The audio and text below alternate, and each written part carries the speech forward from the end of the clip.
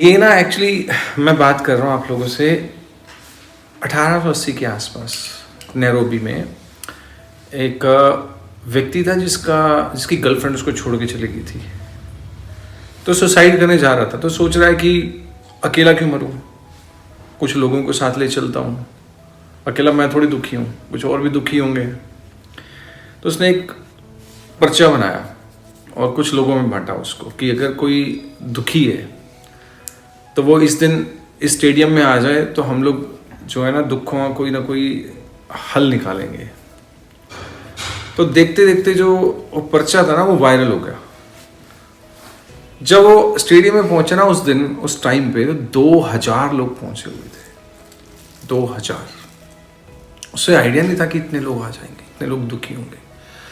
तो लगभग उसने 4-5 घंटे भाषण दिया दुखों के। संसार में दुख है, संसार में ये प्रॉब्लम है, संसार में वो प्रॉब्लम है। और उसके बाद कहा कि अगर आप लोग इसे छुटकारा पाना चाहते हो ना, आपकी सीट पे ना जहाँ बैठे हो वहाँ पर साइनाइड की कुछ गोलियाँ पड़ी हैं, आप उसे खा के मर सकते हो। और ये हिस्ट्री में पहली बार हुआ कि 2000 लोगों ने इकट्ठे सुसाइड किया था। सब ने, मतलब वर्ड्स में जो है ना पावर है, ताकत है। और इवन एक और व्यक्ति था जिसका ब्रेकअप हुआ था, उसने एक सॉन्ग लिखा था। वो जिस प्रोड्यूसर ने उसको प्रोड्यूस किया उसने सुसाइड किया, जिसने लिखा उसने सुसाइड किया, जिसने गाना आगे म्यूजिक दिया उसने सुसाइड किया, जो उस गाने को सुनता था सुसाइड किया। सरकार को बैन करना पड़ा उस गाने को। उस गाने को सुन के लगभग 47 लोगों ने सुसाइड कर लिया था। इतनी दुख भरी उसने कहानी बताई थी। तो मतलब ताकत तो है ही बोलने में। वो तो ये अलग बात है कि आप उसका यूज कैसे करते हो। अगर आप कहते हो ना कि भक्ति में उत्साह नहीं आता, तो श्रवण करो। श्रवण करने से उत्साह भी आएगा। श्रवण आपको ऊपर भी ले जा सकता है, नीचे भी ले जा सकता है। वो आपके ऊपर है कि आप इसको कैसे लेते हो। नहीं सुनोगे तो नीचे चले जाओगे। मतलब वो क्योंकि उसके अंदर है ना कि वो दुखी है, वो ऐसे ही जो अंदर से उत्साहित है, जब आप उसके पास बैठोगे ना, आपके अंदर भी आग लग जाएगी उसको। ऐसी भक्ति में आप जिसके अंदर आग है उसे सुनोगे, आपके अंदर भी आग लग जाएगी। श्रवण में ताकत है। कुछ लोग बहाना बनाते हैं कि प्रभु जी उसको तो ये समस्या नहीं है, उसको वो समस्या नहीं है, हमें तो ये प्रॉब्लम है, वो प्रॉब्लम है, जिंदगी में क्या करें, हो ही नहीं सकता।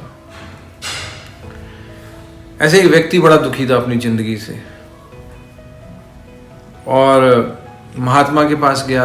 उनके पास ऊंट थे बहुत सारे। महात्मा जी बहुत आपका नाम सुना है, सिद्धियां आपके पास, कोई हल निकालो। कहते कि मैं दुखी हूँ। महात्मा ने कहा ठीक है, हम लोग इसके बारे में कल बात करेंगे सुबह। अब तो शाम हो गई है, सोने का समय है, लगभग रात होने वाली है। तो तुम मेरा एक छोटा सा काम करना। ये मेरे ना सामने बहुत सारे ऊंट हैं, अगर ये जब ऊंट बिठा के फिर तुम सो जाना, मैं थोड़ा सा काम है मुझे, सोने जा रहा हूँ। उसने कहा ठीक है। कुछ ऊंट तो बैठ रहे उसके पास, मतलब बिना कहे। कुछ ऊंट जो थे उन्होंने उसको जैसे कैसे बिठाया तो बैठ गए। कुछ ऊंट इतने डीठ से बैठे ही नहीं, वो डंडे मार मार के बिठाया उनको, बैठ ही नहीं रहे फिर भी। लेकिन इतने क्या हुआ, कुछ और ऊंट खड़े हो गए। अब वो पूरी रात यही सिलसिला चल रहा है, कभी एक ऊंट उठ रहा है, कभी दो उठ रहे हैं, बिठा नहीं पाया, पूरी रात नहीं सो पाया। सुबह उठा तो महात्मा जी से पूछा कि रात नींद कैसी रही तुम्हारी।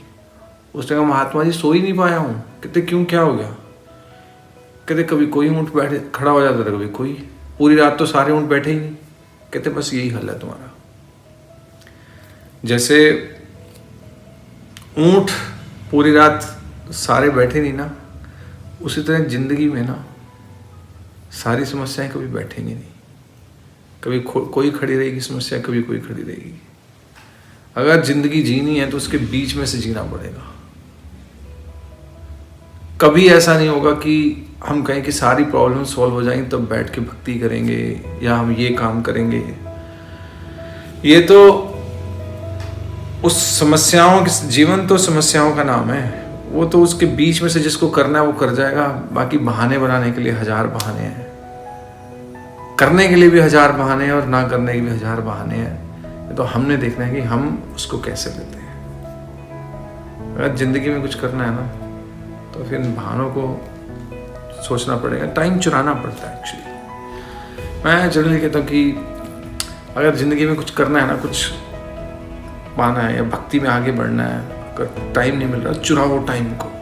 जब करने का टाइम है उसको चुराना चाहिए। श्रवण के लिए टाइम चुराना पड़ेगा।